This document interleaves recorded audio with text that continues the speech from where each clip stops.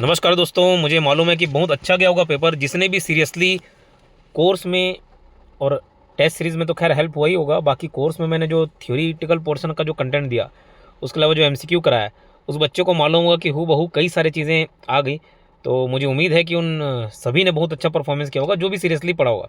ठीक है, बाकी शिकायतें रहेंगी जो 69 पोस्ट के बाद जितने भी लोग रहेंगे, सभी ने कहीं किसी न किसी को दोष देने के लिए ढूंढने गए। लेकिन मुझे मालूम है कि जो पूरा सीरियसली पढ़ा होगा बहुत अच्छे से परफॉर्म किया होगा। अभी इसमें मैं आंसर की भी आपको बताते चलूँगा और साथ ही साथ हम कट ऑफ पर भी बीच में डिस्कस करेंगे, लेकिन उसको बीच में मैं डिस्कस करूँगा, शुरू में नहीं। क्योंकि हम ये सब क्वेश्चन भी देखेंगे कि भैया कहाँ पर बाकी एक अच्छा से अच्छा टॉपर भी फंस सकता है और कहाँ पे एकदम ईजी क्वेश्चन है जो हर कोई बना लेगा एवरेज। चलो, पहला क्वेश्चन देखो, कौन सा जनरल एंट्री गलत है। तो ये सेट ए है, वैसे मैं बता देता हूँ सेट ए, तो डायरेक्ट आंसर आप देख सकते हैं। तो बैंक लोन ये भाई लाइबिलिटी है, ये डेबिट नहीं होगा, है ना। और पैसा आएंगे तो हमारे पास बैंक अकाउंट डेबिट होगा, तो ऑप्शन सी गलत हो गया इसका।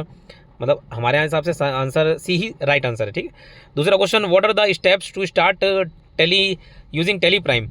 अभी अगर आप थ्योरेटिकल पोर्शन भी मैंने पीडीएफ डलवा दिया था, कंप्यूटराइज अकाउंटिंग, भले वीडियो में नहीं बताया, लेकिन इसको जो थ्योरी डलवाया वो मेरे ख्याल से आप किए होंगे, तो आसानी से इसको बन गया होगा। तो ऑप्शन सी है, पहले आप एप्लीकेशन ही डाउनलोड करेंगे, बाकी काम बाद में होगा। उसके बाद ये जो क्वेश्चन है, ये दरअसल नॉर्मल हम कंप्यूटर में पढ़ते हैं तो वो बनता है। अगर ये क्वेश्चन आपका सही है तो नो डाउट आप इसमें एज ले सकते हैं दूसरे बच्चों से। कैसे? क्योंकि ये देखो, ये सुपर कंप्यूटर है, ये माइक्रो कंप्यूटर है, ये नॉर्मल अकाउंट्स ऑडिट का पार्ट नहीं है, हार्डली कोई उसको पढ़ेगा। लेकिन जो नॉर्मल बाकी कॉम्पिटेटिव एग्जाम दिला रहा है तो जरूर पढ़ेगा, और खास करके क्रे वन तो रिलेट कर ही लेगा। तीसरे क्वेश्चन में देखो, ये जो क्रे वन है, ये क्रे वन, ये सुपर कंप्यूटर है, ये सभी ने पढ़ा होगा। देख, तो यहीं से एक आप अंदाजा लगा सकते हैं। ठीक है, तो इसका आंसर डी है। 14 क्वेश्चन देखो, ratio analysis is sufficient for making final business decision. तो खाली यही सफिशिएंट नहीं है। ठीक, कभी भी ना जो लिमिटेड ऑप्शन होते हैं ना, वो आंसर नहीं होते।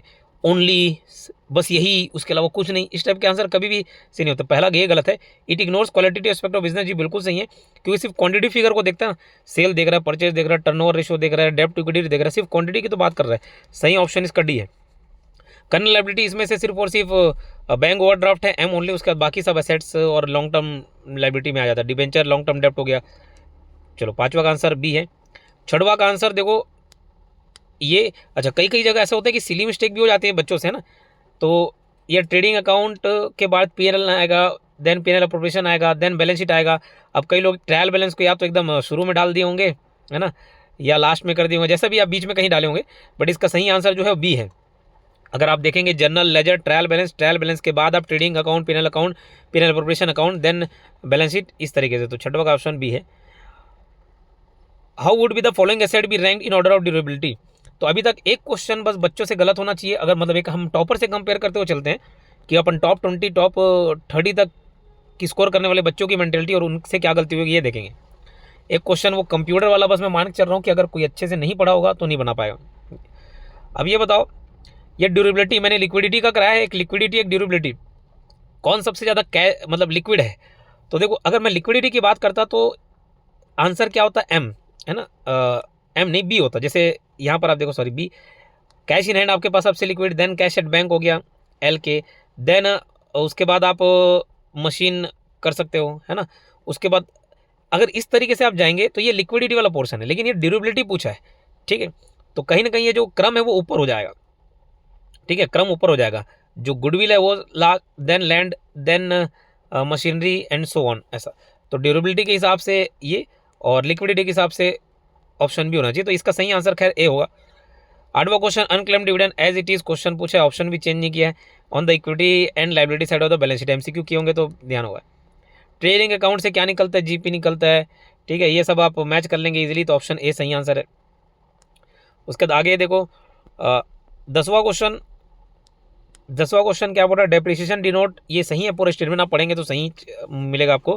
ठीक है, दूसरा क्या बोल रहा है, in the annuity method only the depreciation of the asset value is accounted for, ये गलत है। ठीक है, तो आंसर इसका ऑप्शन सी है। आगे बढ़ते हैं। Tally, Busy, Marg, profit books are always example of this type of software. ये जितने भी एग्जांपल हैं जो कंप्यूटराइज्ड अकाउंटिंग का पीडीएफ मैंने डाला हुआ था, उसमें आप देखे होंगे सुबह सुबह। तो tally, Busy, Marg, profit book का एग्जांपल, ये सब एक तो टैली के सॉफ्टवेयर है, वो ठीक है, ओके। उसके बाद ये रेडीमेड सॉफ्टवेयर है ना, रेडीमेड है, और इसका मोस्ट प्रोबेबली आंसर रेडीमेड ही होगा, क्योंकि पहले से बने बनाए सॉफ्टवेयर है, बहुत ज़्यादा कस्टमाइज के ऑप्शन नहीं देता। लेकिन ना कहीं पे देखो किस कंटेक्स्ट में सवाल पूछा जाता है वो भी मैटर कर जाता है, तो व्यापम क्या आंसर लेगा उसको देखेंगे, बट ये रेडीमेड आंसर होना चाहिए। एक आध दो क्वेश्चन जो है हो सकता है मेरे बताने के बाद गलत निकल जाए, व्यापम कुछ और ले ले, है ना, लेकिन बाकी मोटा मोटी यही सही रहेगा 99% एक्यूरेसी के साथ। लो इन्वेंट्री टर्नओवर रेशियो क्या बताता है भाई, ये तीनों की बिजनेस भी है, स्लो है, पैसे आपके वसूला नहीं पाते जल्दी से, है ना, पैसे वसूलाते नहीं है, और ओवर इन्वेस्टमेंट, ज़्यादा इन्वेस्ट करके रखे हो तभी स्टॉक आपके पास रखा ही हुआ है। मूवमेंट फास्ट मूवमेंट नहीं, ये दोनों चीज़ कॉन्ट्राडिक्टरी है, जे और एल देखोगे ऐसे भी आंसर जज किया जा सकता था, तो ये आंसर सी है। Balance sheet of personal account, इसको कराया हुआ हूँ एमसीक्यू, हु बहू ऐसे ही पूछा हुआ है, personal account will be shown किस में दिखेगा, बैलेंस शीट में। और आई थिंक ये पीवाईक्यू वाले क्वेश्चंस को मैंने कराया था, पीवाईक्यू के भी हु बहू 3-4 क्वेश्चन डाली हैं यहाँ, मुझे याद आ गया पीवाईक्यू में ही कराया था इसको।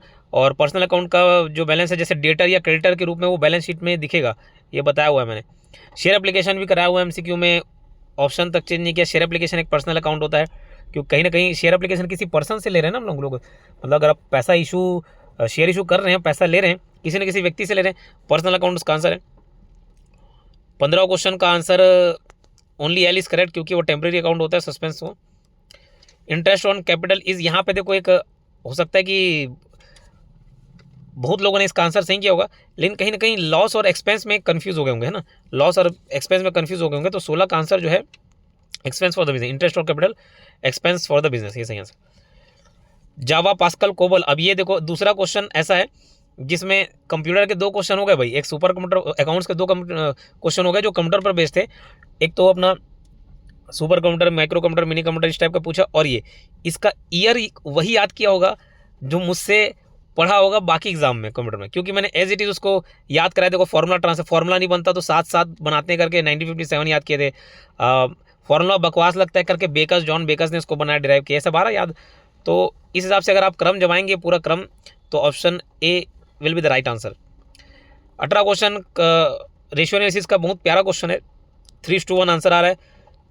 Computerised accounting system based on, software base होगा। देखो आप कई लोग इसको चेक करेंगे आंसर तो हो सकता है डेटाबेस भी दिखाए, लेकिन सॉफ्टवेयर बेस होगा। Computerised accounting system based on software base, क्योंकि अपन हार्डवेयर अब काम नहीं करते, है ना, हार्ड कॉपी में यानी कि कैश बुक में अपन काम नहीं कर रहे हैं, सीधा सीधा कंप्यूटर में काम कर रहे हैं सॉफ्टवेयर बेस में। ये डेटाबेस तो एक जानकारी इकट्ठा कर रखा था उसको बोला जाता है, तो 19 का आंसर ये सॉफ्टवेयर बेस होगा। Shortcut for accepting the voucher in Tally Prime, तो ये कंट्रोल ए इसका सही आंसर है।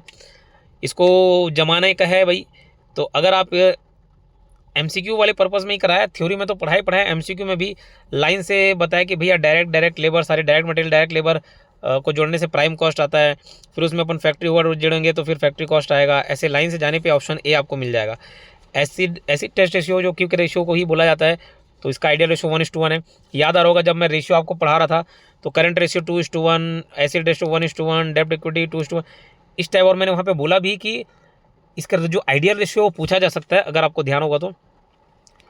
विच ledger is created by Tally automatically as soon as we create new company, तो ये 2 क्वेश्चन ना यहाँ पर अगर थोड़ा ध्यान दिया तो सही हो जाता। देखो which ledger is created by Tally, ये option cash profit loss capital account ये, और यहाँ पे आगे भी एक ऑप्शन दे दो, which of the following is not a default ledger. कहीं ना कहीं डिफॉल्ट लेजर मतलब पहले से, ये दोनों क्वेश्चन है, अगर किसी से नहीं भी बन रहा होगा, ये ध्यान दिया होगा तो वो बना लिया होगा। फिलहाल मैं ऊपर इसका आंसर बता देता हूँ, ये इसका आंसर ए और बी है, कैश और प्रॉफिट लॉस अकाउंट। 24वां क्वेश्चन, देखो दोनों सही स्टेटमेंट है, दोनों सही हैं, लेकिन एक दूसरे को एक्सप्लेन नहीं कर रहे हैं ना, तो ऑप्शन बी। आप लोग बताते चलना कौन सा सही हुआ कौन सा गलत हुआ, ठीक है, उसको आप बताते चलेंगे। 25वां क्वेश्चन देखो, ये कॉस्ट प्राइस मेथड कौन कौन सा फीफो है, लीफो है, बेस स्टॉक प्राइस है, कौन सा नहीं है, स्टैंडर्ड वाला नहीं है। गुडविल क्या इंटेंजिबल एसेट है, बहु ऑप्शन भी चेंज नहीं किया, वैसे वैसे क्वेश्चन है। Which of the following is not a default ledger, ये अपन देख लिए, इसका आंसर कैपिटल अकाउंट है। ये आपको याद आ रहा होगा जब मैं रेशियो एनालिसिस पढ़ाया, रेशियो एनालिसिस और इशू ऑफ डिवेंचर शेयर वाले में इतना टाइम दिया मैंने, लंबे लंबे लेक्चर से आप देखेंगे, इसमें हर एक चीज़ को मैं ना एक्सप्लेन करते हुए चला था। सो रेशियो का इंपॉर्टेंस क्या है, अगर सुने हुए होंगे तो उस आसानी से आप इसको बना पाए होंगे। तो 28वें क्वेश्चन का आंसर भी है। टेबल एफ, ये भी बताया नया लेटेस्ट अपडेट होकर आया भैया, टेबल एफ के अनुसार कॉल इन एरिया रहता तो 10% और एडवांस रहेगा तो 12%, तो 29 का ऑप्शन बी है। ये फ्लक्स वाले, ये सेपरेशन वाला मेथड, ये सब पढ़ाया हुआ है मैंने, ठीक है। 40% आंसर आ जाएगा, 50 वर्कर छोड़ दिए, और 60 लोग नए रिक्रूट हो गए। 50 + 60 110 डिवाइड बाई एवरेज वर्कर कितने थे, 250 और 275 थे ना, वो कैलकुलेट करोगे आ जाएगा।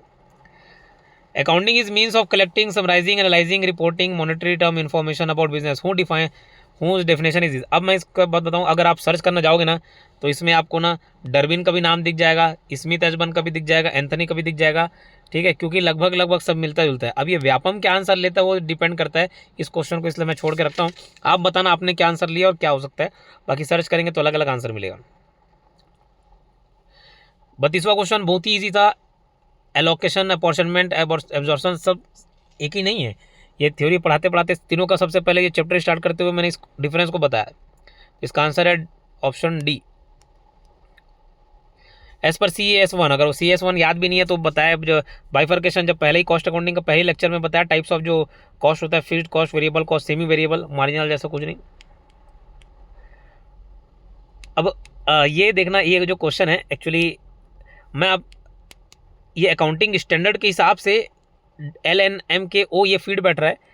इंड एस के हिसाब से मैं चेक नहीं किया, ये इंडियन अकाउंटिंग स्टैंडर्ड पूछा हुआ है। इंड एस के हिसाब से, अकाउंटिंग स्टैंडर्ड के हिसाब से तो LNM को ये आ जाएगा। जैसे आप मैच करें, इन्वेस्टमेंट 13, डिस्क्लोजर वाला 1, रिवेन्यू वाला 9, डेप्रिसिएशन। तो खैर आप इसको इंड एस के हिसाब से चेक कर लीजिएगा। ग्रॉस प्रॉफिट वाले कैलकुलेशन करोगे तो ऑप्शन डी आएगा। ऑडिटिंग वाला 36वें का क्वेश्चन जो सही आंसर है वो सी है। आप मैच करते चले। बहुत ज़्यादा भी मैं एक्सप्लेनेशन इसलिए नहीं दे रहा हूँ क्योंकि बाहर हूँ, गाड़ी में हूँ, गाड़ी से रिकॉर्ड कर रहा हूँ मैं घर पहुँचूँगा और जब तक आंसर डालूंगा तब तक आपका मन हट जा चुका होगा, इसलिए मैं इसको एक्सप्लेन नहीं कर रहा हूँ, डायरेक्ट आंसर बताते चल रहा हूँ, ठीक है। तो 36 का सी है। 37 ऑडिट प्रोग्राम शुड भी JLM है, फ्लेक्सिबल होना चाहिए, वर्बल बस नहीं होके बाकी सारे आंसर सही हैं। फिर 38वां का आंसर है बी, पहले अपॉइंटमेंट ऑफ ऑडिटर होगा देन बाकी कार्यक्रम होगा। Before commencing the audit work का कंपनी ऑडिटर नी नॉट, उसको कंपनी का सेल इंक्रीज करने का क्या जरूरत है। सो 39 का डी आंसर है। ये internal control is part of internal audit, नहीं, ये मैं अलग से आपको याद आ रहा होगा, चार्ट से बताया था इंटरनल कंट्रोल, फिर इसके अंदर 2 आता है, इंटरनल चेक और इंटरनल ऑडिट। ये तो पहला वाला तो गलती हो जाता है, ये ऑप्शन डी सही है। ये देखो सेक्शन पर काफ़ी मैंने जोर दिया है ना, और इसका आंसर 134.5 है। सेक्शंस हो गए, या आपको ध्यान आ रहा होगा कि मतलब काफ़ी हद तक एसेज भी मैंने आपको बताया, वो सब कहीं न कहीं से काम आएगा ही, आपको आया होगा। जैसे सेक्शन 8 NPO बताया, तो भले डायरेक्ट क्वेश्चन नहीं बने लेकिन इनडायरेक्ट ऑप्शन में वो छुपे थे। प्राइमरी ऑब्जेक्टिव ऑडिटिंग आर तो क्या है, तो भी अब अकाउंटिंग बुक एग्जामिन करना और फाइनेंशियल स्टेटमेंट को वेरीफाई करना, तो आंसर है D JLM। Cost auditing mandatory in construction company में 13 कभी। 14 वाला क्वेश्चन, चौथा जो 44वां क्वेश्चन है, ये आपको मालूम 1956 से पहले एक और एक्ट था 1913, उसके तहत 1914 में मैंडेटरी किया गया था। 45वां क्वेश्चन, ये अनक्वालिफाइड क्वालिफाइड रिपोर्ट, ये 700 ऐसे और 705 ये और 706 कंपनी ऑडिट के क्वेश्चंस में कराया हुआ था, कंपनी अकाउंट वाले में, ठीक है। तो इसका ऑप्शन ए है सही आंसर।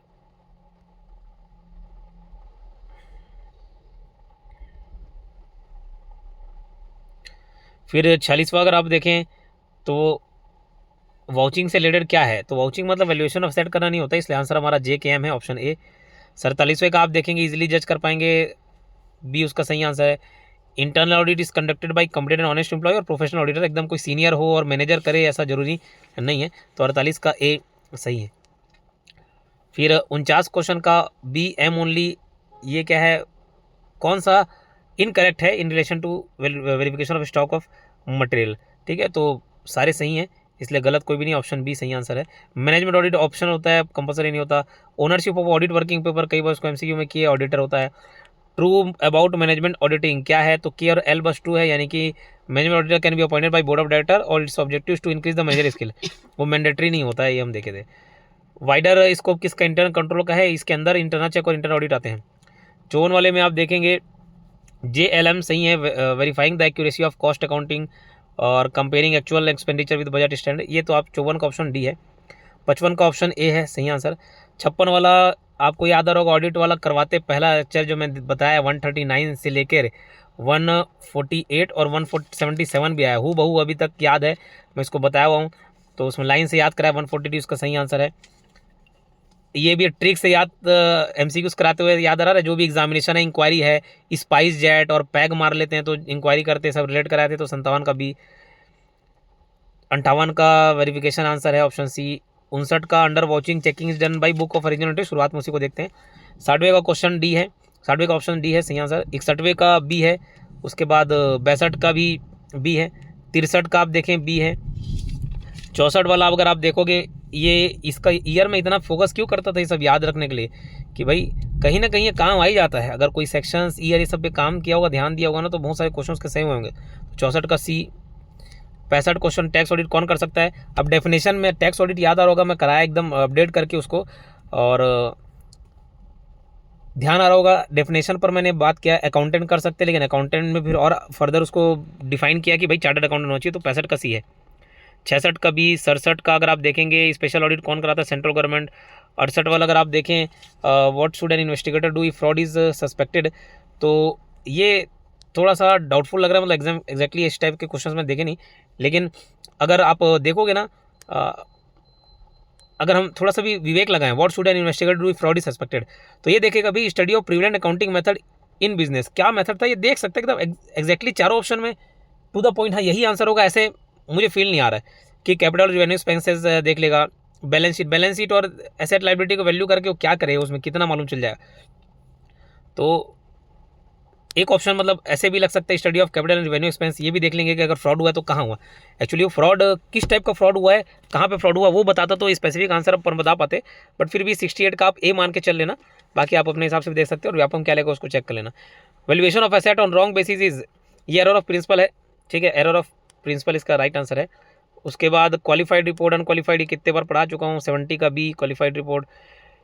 मैनेजमेंट बहुत ईजी दिया, 71 का सी है ना, मार्केटिंग नहीं है पार्ट। फिर 72 का not a feature of controlling बोला है, तो बाकी सब है, सी नहीं है। फिर रजिस्ट्रार करेगा, ये company act sorry cooperative act में पढ़ाया हुआ, 73 का रजिस्ट्रार है। 74 वाले क्वेश्चन का अगर आप देखें ऑप्शन बी सही है, आप जमा लेना उसको। 75 क्वेश्चन का सी है JKM, ठीक है, और Z theory, X theory, Y theory, Z theory, ये सब पढ़ा है, विलियम ऑचिस का सही आंसर है। 70 क्वेश्चन अगर आप देखोगे तो जे और के मिलेगा आपको, मोटिवेट है। सैलरी तो आप हाइजीन फैक्टर में आता है कि सैलरी अगर नहीं दे रहे भाई ठीक ठाक, तो उससे डिससेटिस्फाई हो जाता है। 78वें का 20 साल एज इट इज़ क्वेश्चन रिडीमल वाला करवाया उसको, MCQ अकाउंट्स का। फिर अगर आप ये लाइन ऑर्गेनाइजेशन, फंक्शनल ऑर्गेनाइजेशन, ये सब देखेंगे, 79 का बी। 80 पोज्ड सी ऐसे करके कोड है, सियाद की भी इसको प्लानिंग ऑर्गेनाइजिंग, ये सब तो ऑप्शन डी सही आंसर है। 81 क्वेश्चन का आप देखेंगे तो ऑप्शन सी सही आंसर है, कि सबसे पहले भाई इन्वेस्टमेंट प्रपोजल तो ध्यान दें आप, है ना। उसके बाद अगर स्मॉल कंपनी की बात करें तो ऑप्शन बी इसमें सही आंसर है। और कहीं ना कहीं जैसे देखो सेक्शन 8 मेंशन हो गया, ये सब काम आ जाता है इनडायरेक्टली डायरेक्टली।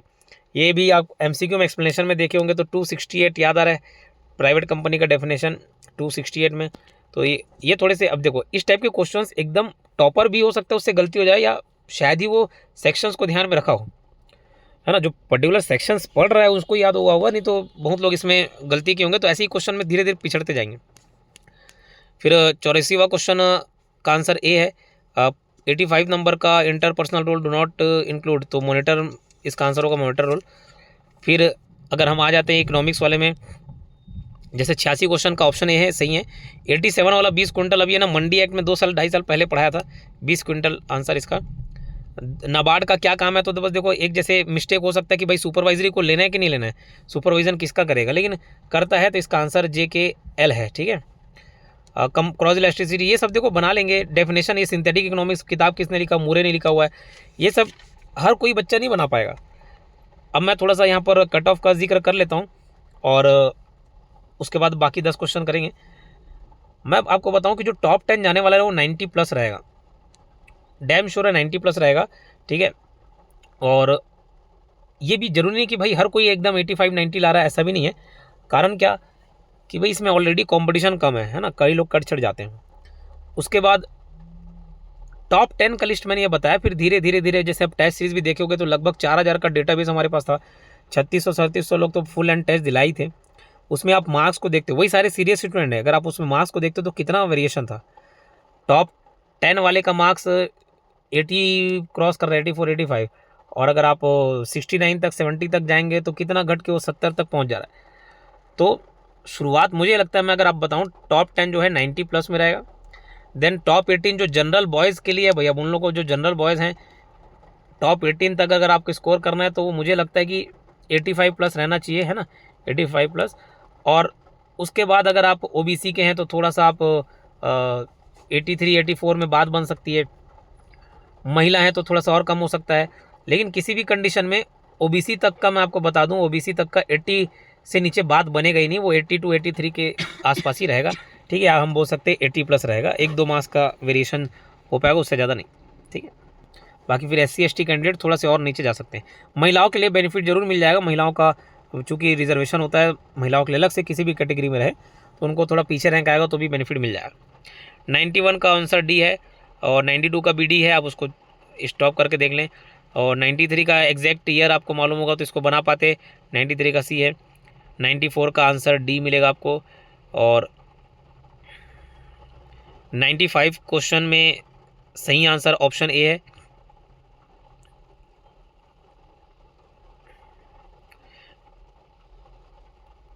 नाइन्टी फोर के बाद 95 96 मिस हो गया, चलो मैं उसको चेक कर लेता हूँ। अच्छा इधर है 95 identify the characteristics of oligopoly, तो यहाँ पे सिंगल सेलर नहीं होते, फ्यू सेलर होते हैं, तो आंसर D सही है।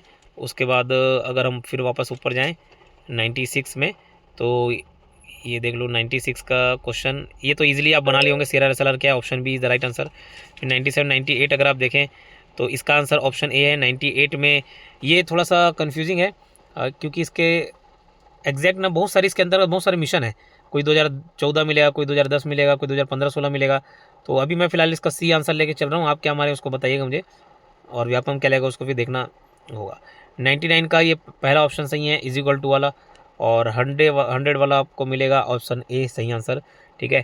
तो बहुत अच्छा सफ़र रहा आप लोगों के साथ, मज़ा आया। और इतना है, जो तैयारी किए होंगे, जो मेहनत किए होंगे उनको फल मिलेगा और ज़रूर मिलेगा। और ये बात मैं बता दूं, पोस्ट है 69 के बाद जो भी 70 नंबर का होता है उसको यही लगता है कि भाई पेपर फर्जी हो गया, चीटिंग हो गया, इतना मार्क्स कोई कैसे ला सकता है, टॉपर कैसे ला सकता है। वो कहीं ना कहीं किसी न किसी को दोष देने के लिए ढूंढेगा कि सर अच्छा नहीं पढ़ा है, एक भी क्वेश्चन नहीं फंसा, ये इन्विजिलेटर डिस्टर्ब कर दी, टाइम कम पड़ गया, मैं बाहर नहीं, दुनिया भर के ऑप्शंस रहेंगे, ठीक है। बाकी पेपर बहुत अच्छा था और जो हम पढ़ाए वहीं से आया, तो ऑलमोस्ट ऐसा है कि 85 90 एक एवरेज स्कोर, अच्छा खासा बच्चे लोग स्कोर कर ही ले होंगे, मुझे उम्मीद है। बाकी अपना मार्क्स चेक करके जरूर बताएं, तो उससे एक और आइडिया हो जाएगा कि कितने लोगों ने कितना अटैम्प्ट किया है और कितने मार्क्स तक पहुंच रहे हो। धन्यवाद।